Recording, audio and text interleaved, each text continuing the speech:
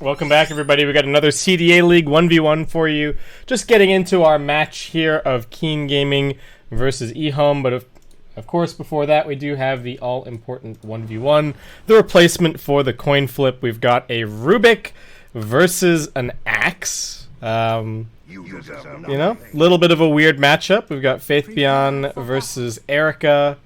We will just have to see how this one goes.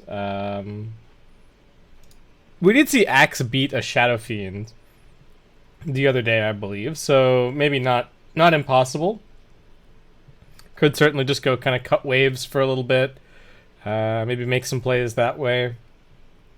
So we got the position 1 player for Keen on Rubik versus Faith Beyond, which I believe is playing position 5 for... oh no, Faith Beyond's playing 3 for EHOME. Right, of course. Right. He played Beastmaster Beastmaster the other day. If you didn't catch that series, EHOME versus Vici? Yeah, EHOME versus Vici on the 17th. That was an awesome best of 3. It'll take you less than an hour to watch the whole thing. Would definitely recommend. And yeah, okay. So it seems like Faith Beyond's got a strat here. He's got a couple of wards. He's going to be backlaning pretty heavily. Erica, I guess, just going to have to go in CS under tower for a little while. And I don't know when things really change at that point. I don't really know when Rubik is going to be able to come over here and have any kind of kill potential. I guess he can just, like, keep dragging the waves back and then be harassing the Axe.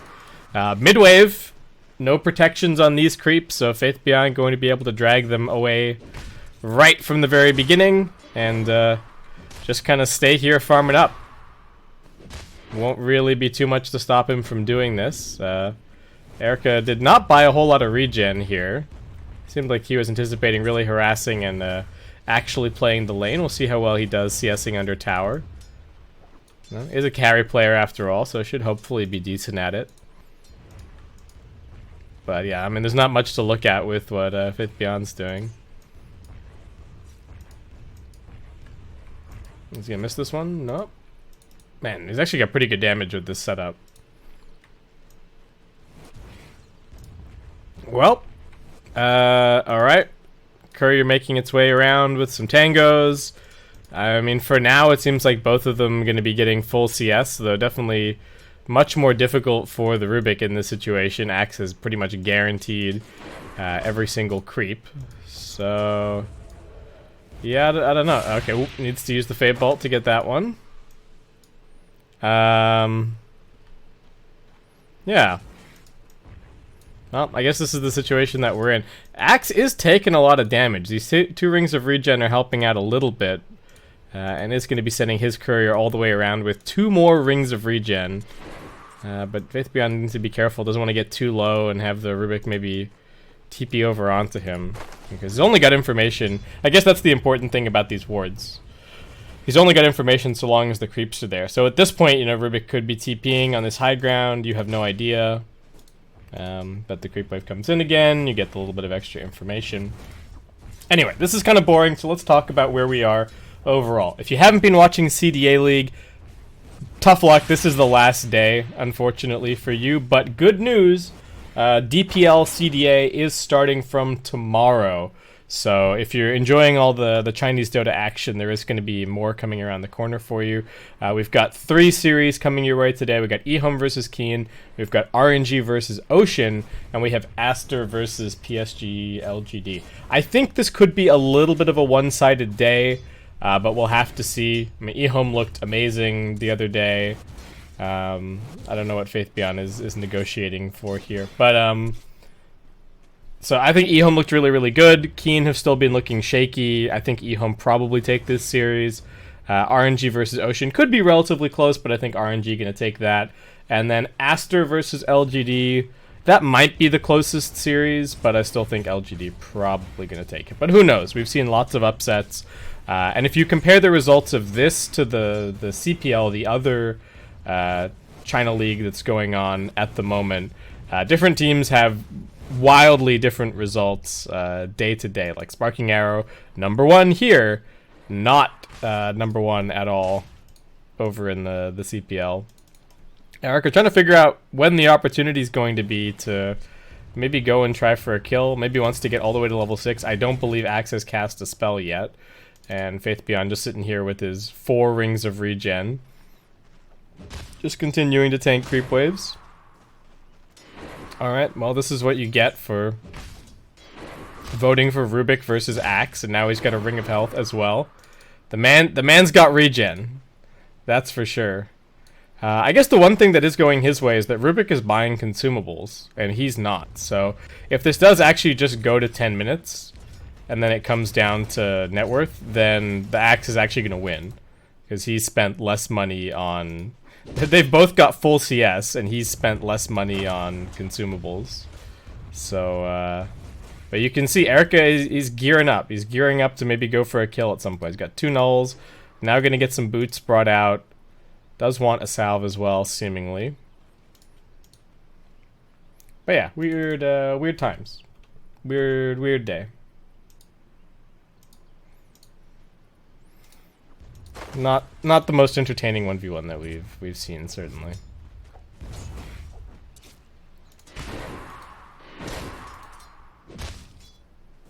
What else is happening? I'm excited to see when we're gonna get the hero and item changes for the new... I mean, it's a new major patch, right? 7.26, so should be some fairly significant updates.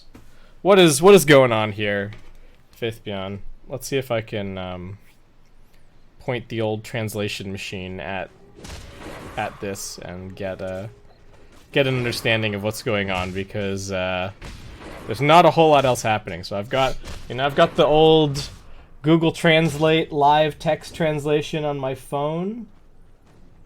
Nope, no, don't open that. Dire's middle tower is under attack. Okay, the translation is not very good, but it says, I only ate a tree. I have more money than you. Okay, so alright, Faith Beyond is like pointing out exactly what I was saying before, right? He's taunting him. He's like, look, I only bought 1 set of tangos. I've seen you buying multiple sets. If this goes to 10 minutes, I will win. I want the... I don't know if I've actually... We've seen people take these 1v1s somewhat seriously, but this is like... This is next level. Faith Beyond's like, alright, you think you're gonna win this 1v1? No, I've got a strat. I want to win the selection priority for my team. We want Radiant, Dire, first pick, second pick, whatever it is. What are you gonna do, Erica? How are you gonna stop me? I think maybe Faith Beyond is even just trying to convince him to call GG, to be honest. But we'll see. Because, yeah, he's definitely ahead of him on net worth. Like, I don't know when this changes. Axe isn't going to cast a spell, so spell steal is not going to be useful. I really don't know how you kill him. Even if you go on him to try and scare him away, he could just, like, TP. Alright, he's coming back now.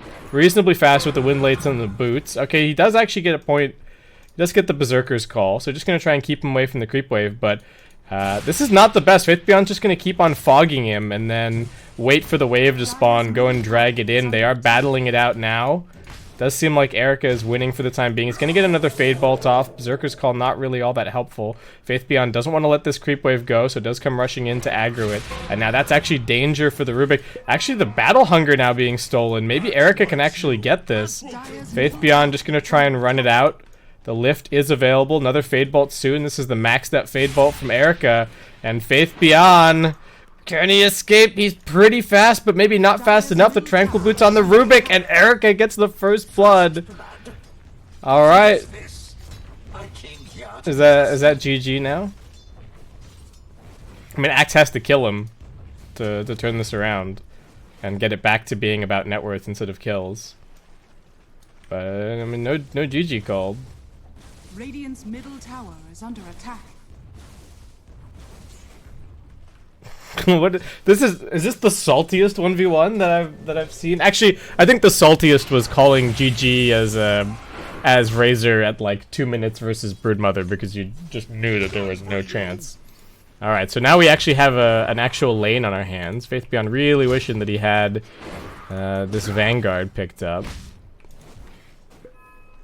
And Needs to get a kill within the next minute and 40 seconds, otherwise that's going to be the end of this one. Rubik backing off, grabbing an obs for himself. Still really good vision for Faith Beyond, but I don't know how much that's going to matter. The only thing that matters here is if he can get this kill. Alright, Vanguard inbound. Is that going to be good enough? Oh, taunt. Dragging Rubik back a little bit, but these auto attacks are hurting. 4 Null Talismans. Not easy to fight into in this Battle Hunger. Faith Beyond can't really deal with it. Still got the net worth lead, but he needs to get a kill. All Erica really needs to do is just keep on farming and grind this one out to 10 minutes. Though I don't think he would mind getting another kill either. Faith Beyond running at him. Doesn't have the mana for a Fade Bolt, now gets it. Mango coming out of the backpack. And I think Faith Beyond's realized, alright, can't do it. GG called. Ditch all the items. And that is going to be the end of this one. Alright, well, Rubik did the right thing. He got his level 7, he got the move speed items that he needed to be able to chase down the axe, and then Erica taking the selection priority away from EHOME here. So, alright, there you go. Erica's got the moves. Didn't have the rank advantage. Faith Beyond rank 13. Erica rank 39, but they are starting off on the right foot. If Danog was here, he would probably make the point about the fact that the 1v1 record has correlated reasonably strongly with the series record. I don't know if it's going to be the case in this particular one, but we shall have to see. Thanks for watching, guys. We're going to head to a quick break, and when we come back, Game 1 of EHOME versus Keen Gaming will be ready to rock and roll. I'm supposed to have a co-caster. I don't know if anybody is around. Danog, are you online? I may be missing a Danog. Do we have a Winter, perhaps? Winter was not supposed to be co-casting today, but maybe I'll see if I can find him, and I'll see if I can get a co-caster going for our series. But thanks so much for watching, guys. I'll be back in a couple of minutes. Catch you then.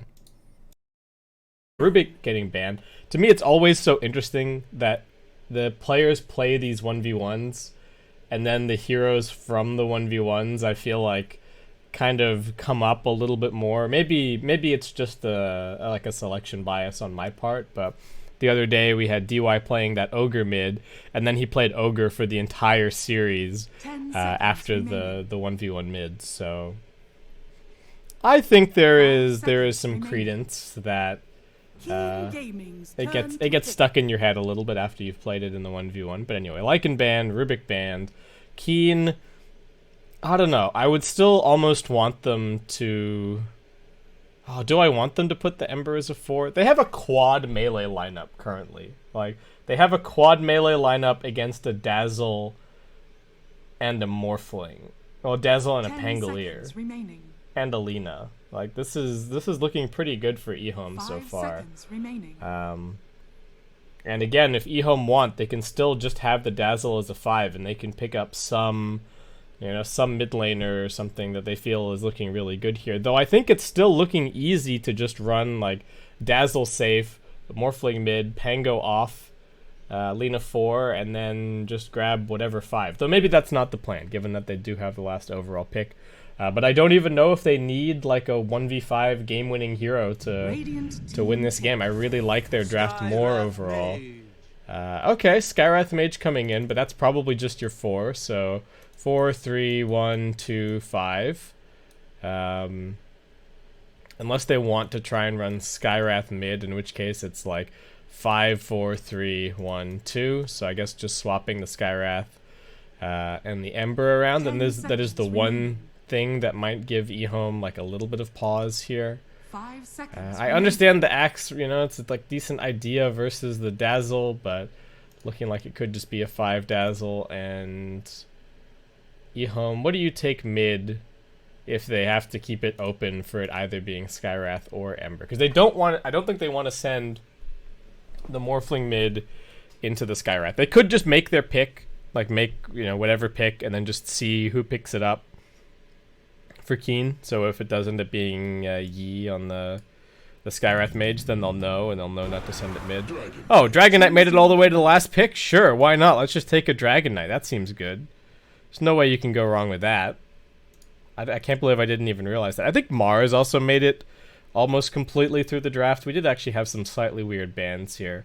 Okay, so it is actually just going to be Morphling mid. It is a 4 Skywrath mage, so it is an Ember heading mid. So this is a pretty good matchup for the Morphling.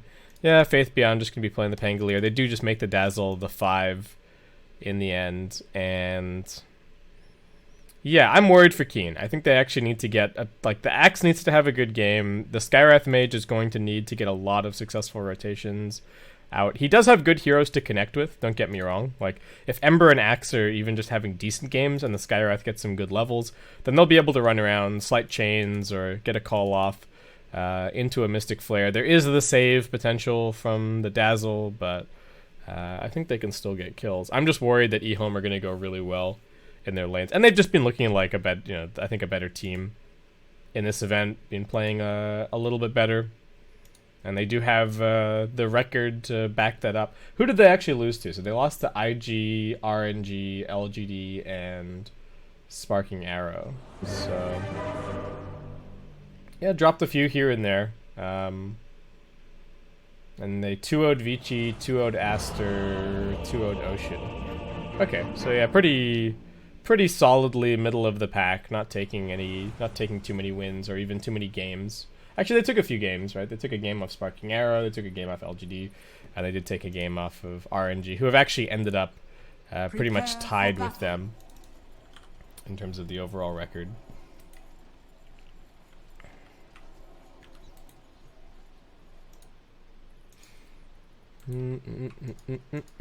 Any interesting starting items? Not really. Ember, are you going to get spotted planting your ward? Hopefully not. He's still waiting. He's waiting.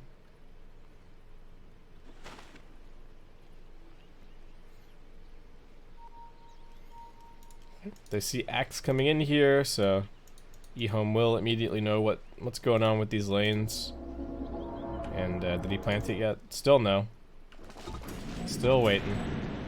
A little outpost swap. 30 seconds to battle.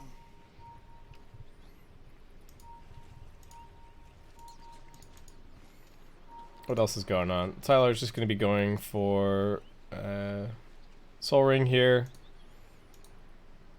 So they are kind of, well, for now, Innocence is up top, but I don't know how long he's going to be sticking around up here. I have to keep an eye on it.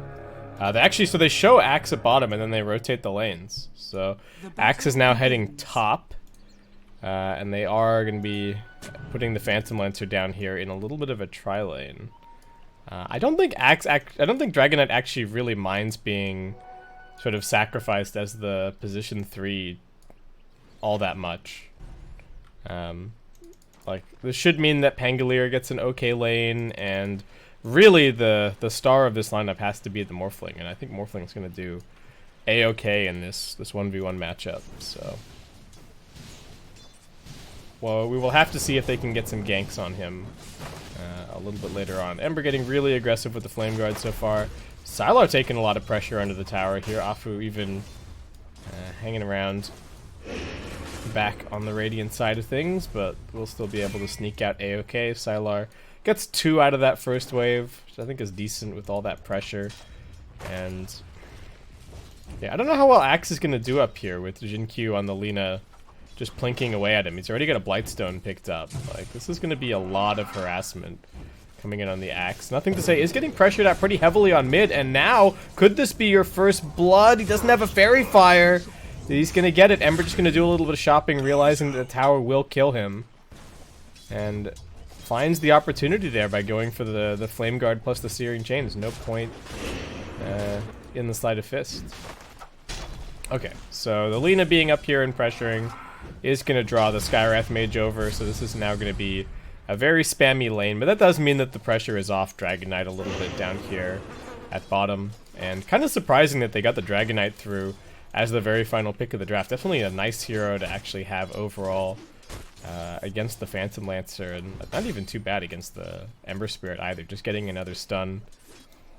There aren't that many cores, I think, at the moment that are in favor that like have stuns. Wraith King's kind of fallen off a little bit. Sven seems like a totally dead hero, so That Dragon Tail can be mighty value in a game like this. How's our CS going? It's fairly low across the board. In fact, I mean, even Ember with that kill, just 4 CS to his name. It is definitely the kind of situation where the Morphling is just going to out CS you with his insane damage, and nothing to say, undeterred by that death. He's going to come straight back into the lane. Already level 3, throws at the adaptive strike, just manning up, morphing, Fairy Fire as well. Fairy Fire popped by the Ember. They're both getting pretty low. They both do have a salve as well. Ember just committing the 2 points in the Flame Guard, and they do manage to bring down the Lina up top. Shin-Q getting brought down there. I guess just getting caught out by a Battle Hunger and a slowdown. Maybe I shouldn't be watching mid so much. Maybe that's the issue here. But EHOME still pretty good CS. And now Innocent's running up top. Alright, they are swapping the lanes around a little bit. Gonna send the Lina back down to bottom. I guess, well, maybe the Dazzle deals with this lane a little bit better. Not bad having the Dazzle against the Axe. If he's ever tanking the creep wave, can pretty easily put out some damage on him with the Shadow Wave. These casual rings of regen have become very popular. Nothing to say. Alright, needs to be careful of Ember getting the level 4 here. Still just spamming the adaptives. Being quite careful with his attribute shift. Does he actually have any regen coming out? Nothing at the moment, so just relying on the attribute shift. And running in, they do get the chains. He's still shifting. Ember's still chasing. There's the slight, but not enough damage. And oh, okay, now Pango is dead. I'm just not catching these kills top lane. I think they're just getting burned down. It's like 2 points Battle Hunger and the Skywrath spamming spells, and they do not have the survivability to deal with that. But this is good. This is definitely what Keen need. They need the Skywrath Mage to get off to a good start. They need their Axe to have some decent farm. Yeah, this Battle Hunger is actually just kind of a nightmare for everybody up here. And ooh, Afu with an Invis. That might just be enough damage to get this kill at mid. There you go. Soul Rip. Easy. Okay. Keen with the 4-1 lead in the early game here. Definitely very nice for them. Under attack. And Fifth Beyond has just gone for...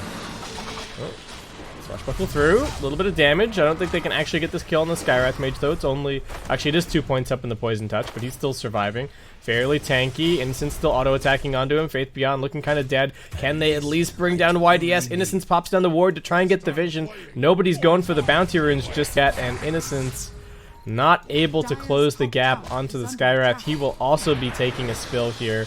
Gets out one last Poison Touch, but it's a double kill for Axe.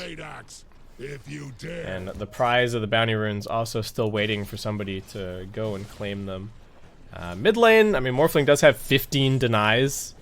So even with these deaths, he is still, I think, still slightly winning the lane on experience. Ember heading to jungle a little bit. Does have his bottle up, so we'll be contesting, or hoping that one of his supports contests the 6-minute rune. And bottom lane, Sylar doing A-okay.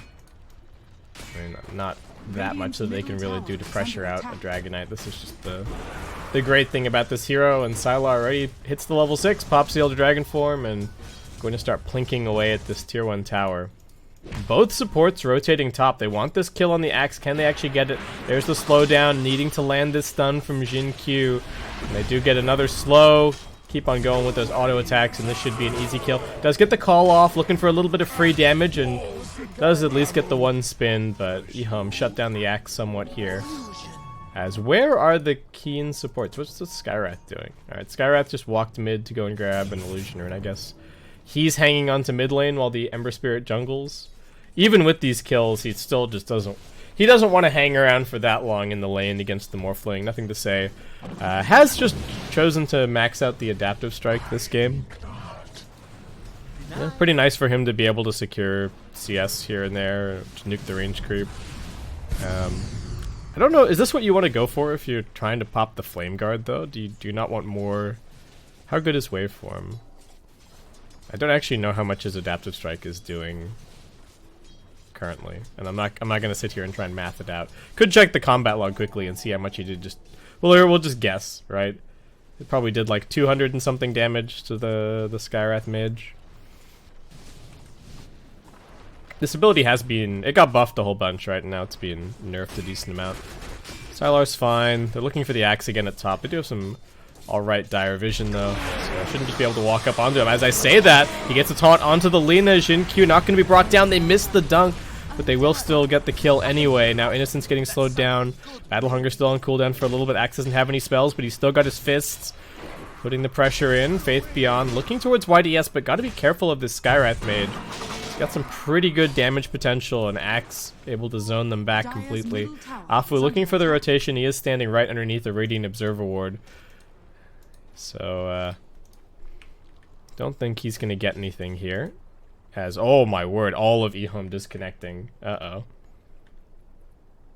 Well, hopefully they get back in quickly.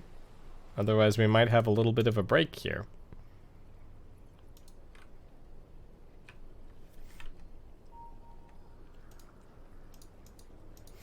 I guess I'll wait and see if we get any updates.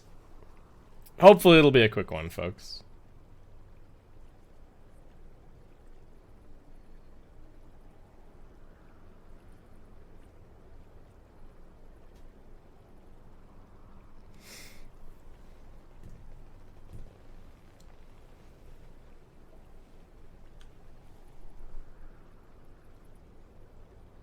Okay, they're coming back. Nice, nice, nice.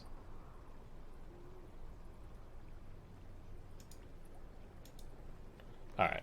Should be back in and we should be able to get it going again in just a second. Okay, we don't know what Dragon Knight's going for. Morphling's just kind of going for the Manta build. Definitely wants to have that up against the Silence from the Skywrath Mage, up against a potential Vessel from the Ember Spirit, so it makes a lot of sense. Axe has just picked up some Phase Boots, going to be going for a Blink Dagger shortly after. Can already see Axe's full plan this game.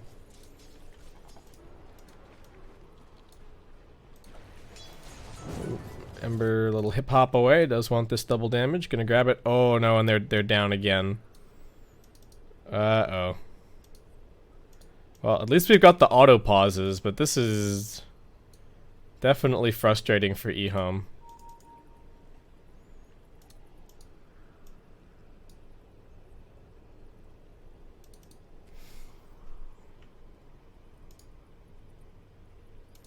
And now they're back in. Man, it doesn't seem like they're going like fully offline. They're just losing their connection to Dota. Alright, hopefully that's the last one, or maybe it's going to be third time the charm. We'll have to see.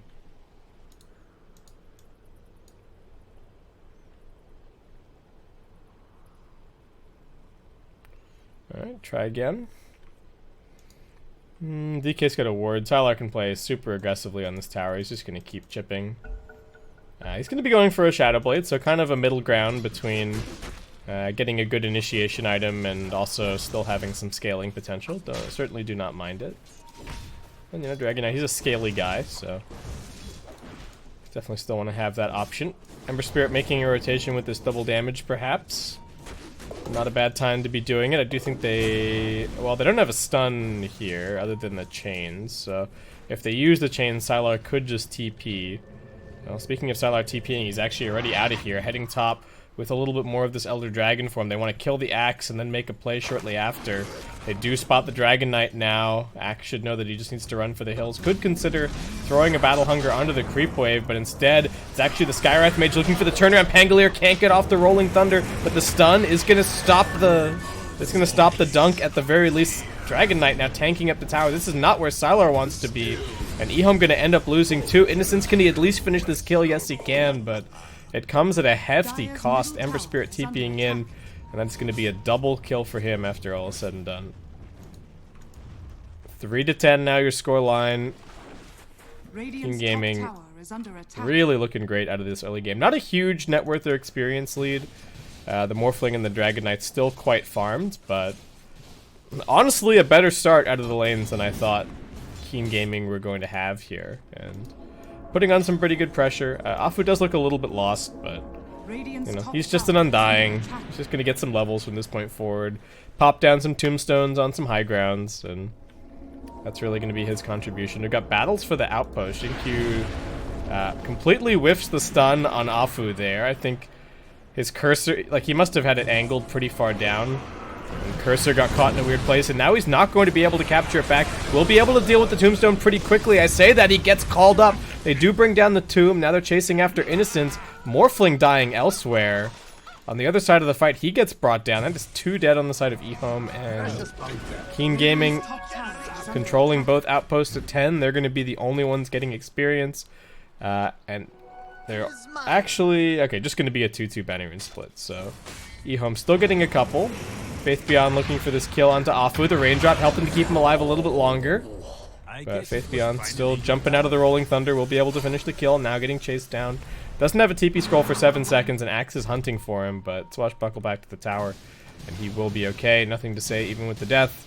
Straight back into the mid lane, but Phantom Lancer, #1 in the net worth, and already, even without the tier 1 towers being taken, Erica is able to start taking over this, a little bit of this Radiant jungle, restricting the farm from the Morphling, and doesn't really seem like EHOME are going to be able to drive him out. He does have the Skyrath sitting behind him.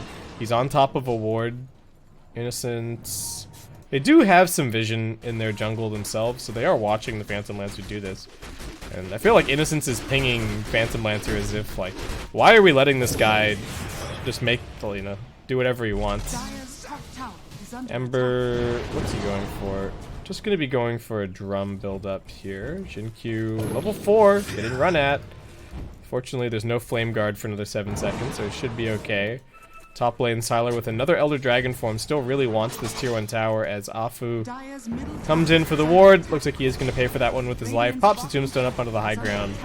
Fights it out for a few more seconds, but I don't see any way out for him. As Ember is back laning. Keen really very willing to play over on the Radiant side of the map. Dire's middle tower has fallen. Radiant's bottom tower Alright, Faith Beyond. Getting pressured by the Ember. They knew that he was coming.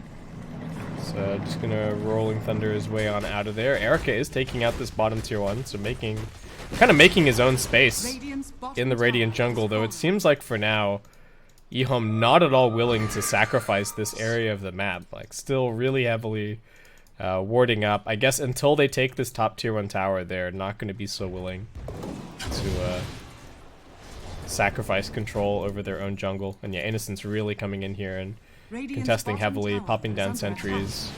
Haven't been able to deal with this one just yet, though it is going to time out somewhat shortly. Does Axe have his blink yet? Okay, Axe is still farming. Keen they're very spread out on the map, but that does mean they're getting a lot of farm. Skyrath also just working his way towards an Atos. Sylar doesn't have a Shadow Blade quite yet. Faith Beyond's got the Vlads picked up. Nothing to say, still working on this Manta style. I don't think the Manta necessarily commits him 100% to the right-click build. Could still be considering going for the E-Blade a little bit later on. It's just so nice to have the Manta against the Skyrath and the Ember. And you might think to yourself, like, oh, well, then why doesn't he just buy a BKB? But you just don't want to be popping a BKB charge every single time you get hit by the Ancient Seal. It's too much. So Innocence just trying to get some levels at bottom. Erica's sizing him up, but Innocence knows that he's there. They're looking for Afu in here. They missed the Swashbuckle. Sylar not going to try and make a move forward either. They just see the 2 supports. They do know that the Phantom Lancer's at bottom, and they see that he doesn't have the Diffusal Blade quite yet. Ember also showing up at mid. They've lost track of the Axe, and that's definitely what they have to be worried about. His Axe does come TPing, and he only gets to jump onto the lane of Faith Beyond in the trees. Looking for the turnaround, though. Will also be able to lock back the 2 supports, and they've easily got the burst damage to bring down the Axe. Keen, not so sure about this fight. They bring in the Ember, but they're about to lose the tier 1 tower, and they're looking for a little bit more. YDS brought down. Great morph into the Slight Chains combination, locking down the Ember a little bit further. Afu surviving with the ultimate, but not long enough. Not tanky enough, and he will be brought down. Not only did Keen lose that tier 1 tower, but losing 3 heroes shortly after. And that's the unveiling of the Blink Dagger as well for the Axe. That really does not bode well for him. They are going to have a timing coming up in a second with the Phantom Lancer getting the defusal, so maybe they can go and fight with that, but I don't know, I do feel like I favored EHOME a little bit in the late game, so I would say that there's a bit of pressure on Keen currently to make some plays with the item timings that they do have. Ember's still trying to be very aggressive, has a haste turn, so stalking for kills wherever he can find them. And Axe, undeterred, just wants to try and find another jump, maybe make a good use of the Mystic Flare, trying to take over this Radiant jungle once again, but all of their warding priority has been placed over at top. At least they've got one more observer, but they know that it's already up there. They are going to lose Innocence, but that ward's not going to last too long, and over in the camp, Phantom Lancer getting caught out. That's the bigger kill. Sylar with the Shadow Blade locking him down and finding the easy follow-up kill as they get the immediate D-ward. Great trade for EHOME, and they immediately take control of their side of the map. Straight back. Kind of a different way to play. It does seem, and you know, Winter was talking about it time and time again in our 2 days of casts, talking about the way that the map typically gets split up so that the Dire ends up with the Radiant jungle and the Radiant are farming the Dire jungle, but a little bit of a different look from EHOME this time around, really wanting to fight for their Ancients, fight for their control of this high ground area, and does seem to be working for them so far. They're going on to the Undying first. Afu, going to be a fairly straightforward kill. Sylar deciding between the Tombstone and the hero, does just take down Afu first. Faith Beyond not going to get jumped. Nice little swashbuckle away, good presence of mind to get away from the Axe, and that means no kill for Keen here. How's Morphling doing? Alright, just needs the orb to get his Manta Style. He's been quite comfortably farming up in the Tri-Camp this entire time. Ember just has his drum. Yeah, the blink so far for the Axe has netted them a grand total of 1 kill on the enemy's position 5. So, and then Phantom Lancer got his defusal, but immediately died to the Dragon Knight gank. So, these item timings maybe not doing what they were hoping that it would. Are Keen actually going to fight this? TP coming off cooldown for the Ember Spirit. Erica wanting to hold on to this for at least a little bit. This is still the part of the map that he wants to be playing in. Lines being drawn from Afu. You can see that he really wants to get in here and take a little bit of this control back, but instead Keen, realizing that the Morphling must be over here somewhere, gonna send the Axe and the Skywrath hunting for him. They don't have any vision to play with Smoke Break. They do get the jump in, but Morphling, he's pretty tanky. He's morphed up onto Strength, so he's A-okay. And nothing to say, making the safe, making the defensive play is gonna keep him alive here. Afu getting gone on. We've got the Grove Bow onto the Dragon Knight, so no escape. Just another death for the Undying. And it really seems like EHOME are just reading... I think Morphling's just been playing it safe in general. When the Axe is off the map and he's moving between camps, it does seem like he's morphing up. And also very nice for him, he's got the Vampire Fangs. I wonder if he actually... Did he maybe... No, he must not have seen them coming, right? They were smoked. So I don't think the night vision would have made the... I don't think the night vision made the difference there. I think he was just... Like, he was already morphed up to 2k HP before the smoke even broke. Interesting. Well, very nicely done by Nothing to Say. Lina... Alright, now has a Yule, so we're not going to be seeing this Aether Lens straight into Aghanim Scepter build-up that has been pretty popular for the position for Lina's. Yule's is such a nice item to have against Axe. Like, he blink calls somebody with a blade mail, you just Yule's him, you waste the whole duration, you save your hero a bunch of damage. Very, very nice. And Keen playing around this ward somewhat, but Sylar definitely not an easy target to go for here. Looks like they're still going to try it. There is backup just around the corner. Pangolier not too far away, and over at mid lane, the Yules on the Lina is actually going to net them a kill on the Ember Spirit.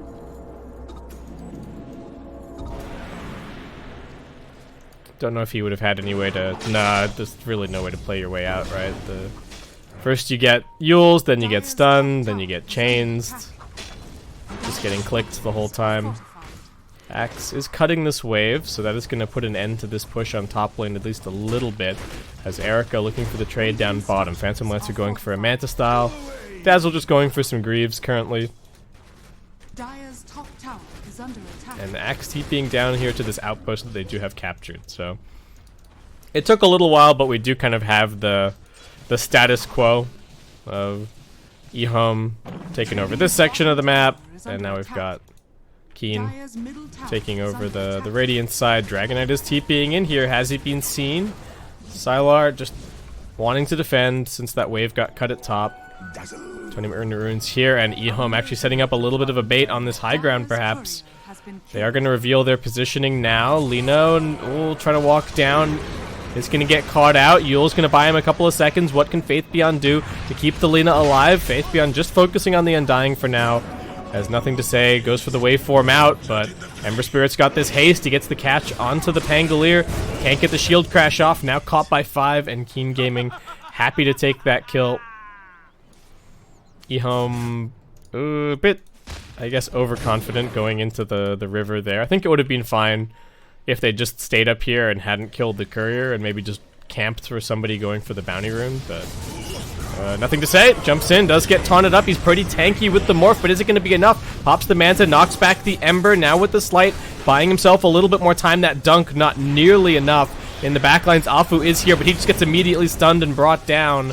Good lockdown and damage from the Skywrath Mage, but Lina actually still surviving. Ember now rooted, looking like he will be brought down. The zombies at the very least bring down the Lina kill. Ember hopping over and everywhere, but it's not going to keep him alive against the Poison Touch. Axe getting knocked back, still underneath this tower. Nothing to say, making the plays, making this fight happen. Baiting them onto him, and now YDS looking for a juke to try and TP out. Does get the silence onto the Dragon Knight. Is that going to be enough? It will be. Ah, very nice. Okay. But still, they lose the Axe, they lose the Ember. At the very least, they got the Pangolier kill a little bit earlier, but really sucks for Keen that they haven't been able to take out this mid tier 1 tower and exert a little bit more control over the map.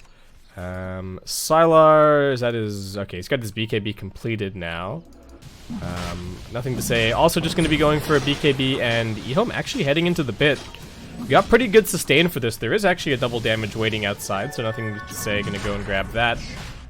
Do Keen have any kind of inkling that this could be going on? This is always something that you have to be somewhat aware of against Morphling lineups. He does do really good right-click damage to Roshan if you've got the sustain, and that is going to be the Aegis now secured for nothing to say. He's had a few deaths. He had a few deaths in the early game, but still turning out to be a fantastic Morphling game.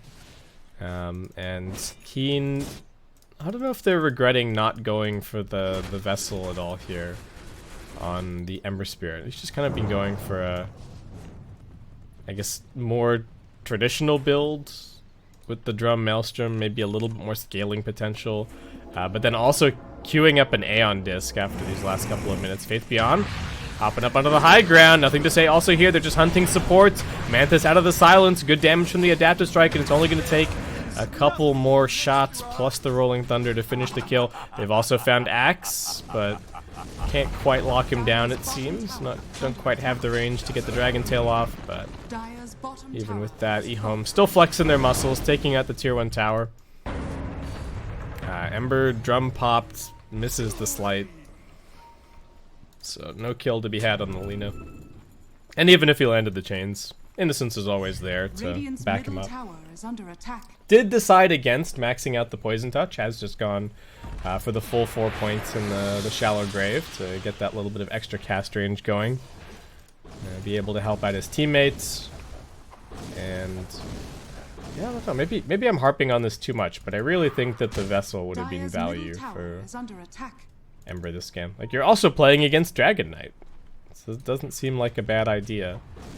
But as soon as EHOME get these 2 BKBs, I feel like the game's going to get pretty hard. And we still haven't seen any kind of movement out of Erica on this Phantom Lancer. Where has this diffusal blade has not been put to use really at all. And I feel like he could be in these fights getting some kills on the supports. They do get to jump in onto Nothing to Say, but he's life-stealing, he's getting heals, he's fine. Faith Beyond's there to back him up. They've got the lockdown onto the Ember Spirit, but EHOME are just looking to reset this fight. Sylar's not actually here. He's been clearing up the Ancients. Two-man chains. Pangolier getting locked down. Mystic Flare on him as well. Don't think they're going to be able to save Faith Beyond and Keen. Alright, nice kill for them. Dire's bottom tower is under attack.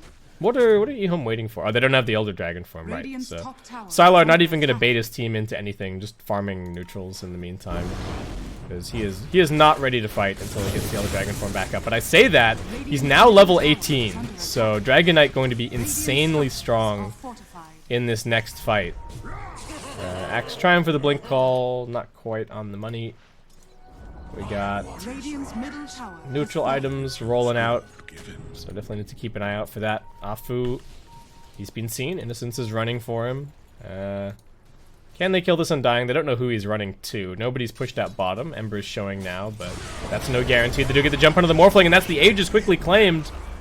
Nothing to say. I just made the point of saying that they didn't have any vision in this area, maybe feeling a little bit too confident with the Aegis, and does get brought down. Sylar with the Elder Dragon form popped, hoping to find the real Phantom Lancer in amongst these illusions, but not the case.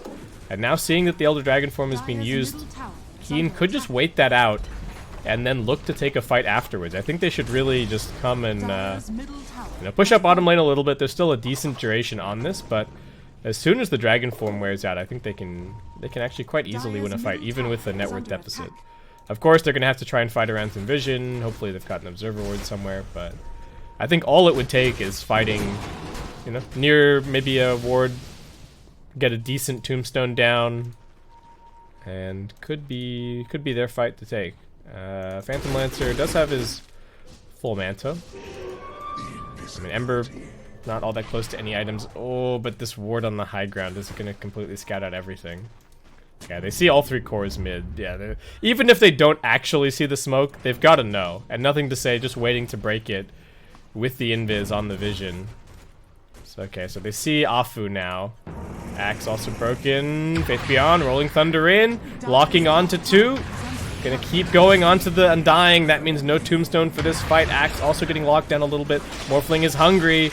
He's got himself a BKB, so able to keep on chasing here. They do get some lockdown onto the Lina. Self-Yules, buy a little bit more time. Erica thinking about whether or not he actually wants to take this fight.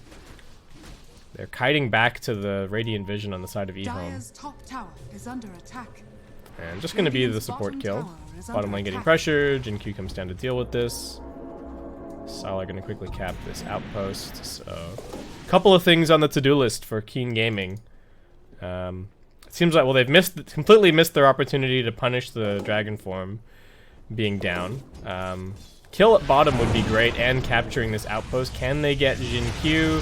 Just going to Yules himself, but the blink call should be there afterwards, and along with the Mystic Flare, that's an easy kill.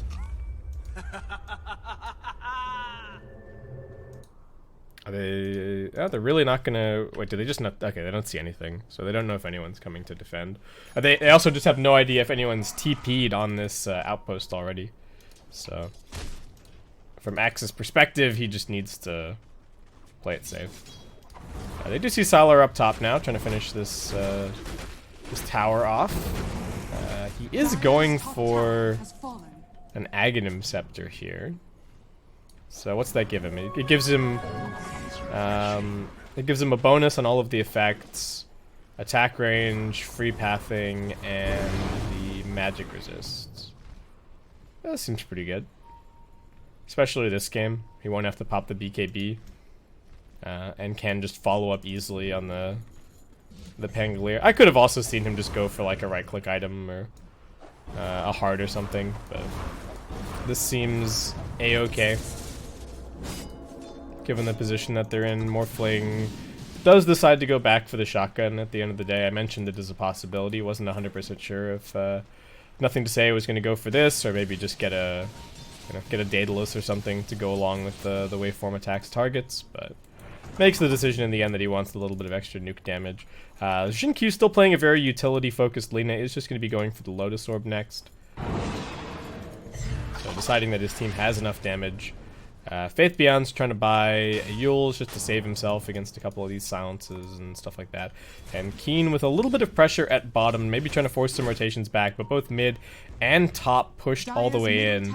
And EHOME having some great vision of anybody trying to come outside of the base. Roshan potentially respawning in about 50 seconds time, and it seems like EHOME wanting to make a play onto this outpost. They're already pinging it out. Morphling's going to come down to the bottom, but he's already morphed up pretty heavily. I don't think they can actually get this kill. He got the BKB off, and now nothing to say, looking for the turnaround. Erica trying for the TP out.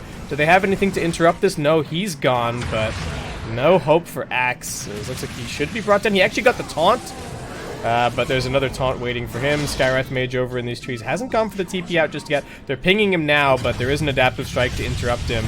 So he is very dead. And they got the outpost. Innocent's now running forward. Just wanted the bounty rune off. We're not going to let him have it. But Sylar is here with his Aghanim Scepter, and he is absolutely chunking down this Undying. Just going to deal with the Tombstone quickly. Ember's trying to push out the mid lane, but Keen have lost 3. Mid wave is about... Man, this Elder Dragonfly looks so sick. How cool is that? He's just moving up.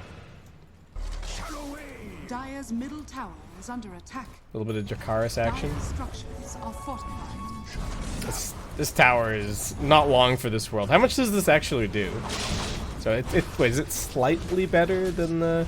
Yeah, so 2020, 2030. I think it's always 50% better than the effect of the other dragon, right? Yeah. So it's so normally you get 40% movement speed and attack slow, and instead with this you get 60. I don't actually know. I forget what the magic resist value is, but anyway, we've got a Rolling Thunder at mid, stun onto the Phantom Lancer. Faith Beyond completely breaking up this fight. Another stun onto 2. Doesn't have a whole... It actually still has a decent duration left on this Rolling Thunder. Will be able to swashbuckle his way back out. They've already lost the Undying. Morphling getting focused on, nothing to say. Does get the BKB off and being saved by the Grave. He's going to be alright. These dunks from the Axe just not finding the Morphling even a single time. Dragon Knight flaps up onto the high ground. Erica is looking for the softer targets in the back lines. Jin Q now the focus, but the stun's still coming out, and Innocent's up on the high ground, still pumping out the heals. They look for the disarm. Faith Beyond with the swashbuckle, trying to save his support. That's not going to be enough. YDS. Now Sylar rejoins the fight, starts to deal with the Phantom Lancer, but they've got the Axe coming back in for round number 2, but these Graves still keeping Faith Beyond alive. Erica's now chasing around Innocent, but it's just the Phantom Lancer left. He's going to Manta and try and fight this one out to the bitter end, but EHOME, too big, too strong. Core is too powerful. They didn't manage to kill the Morphling in that initial jump, and after that point, just no hope of making it happen. Even putting those buybacks in, and before the Lane of Rax even falls, GG is going to be called. But Keen, I have to say, early game looked pretty good. I liked the rotations out of the Skywrath Mage. I think Ember played the mid lane pretty much almost perfectly. He caught out the Morphling. He got that initial kill. I think he retreated to the jungle at the right time. Gave some more levels to the Skywrath. Biggest problem this game really just seemed to be, you know, they never managed to bring their Phantom Lancer in a useful way. Erica ending the game with 9k hero damage. Just, I guess, didn't feel like he was going to be able to join fights before he got the 3 slot going. But by that point, the Dragon Knight and the Morphling were just so big. And Axe, as much as I think it was a nice hero in theory, especially when you've got the Dazzle on the enemy team, just didn't end up working out in practice. Like, the lane was okay, and then what did he do after that? He killed Dazzle a couple of times. They did get like one really nice jump on the Morphling at mid, but in general, nothing to say. It was just playing really defensively. So that's going to wrap it up for our first game, guys. Hope you're enjoying all the coverage of CDA League. Dano is going to be in here at some point. I think he might not make it until the second series, but I'll catch you back here in a couple of minutes for game number 2.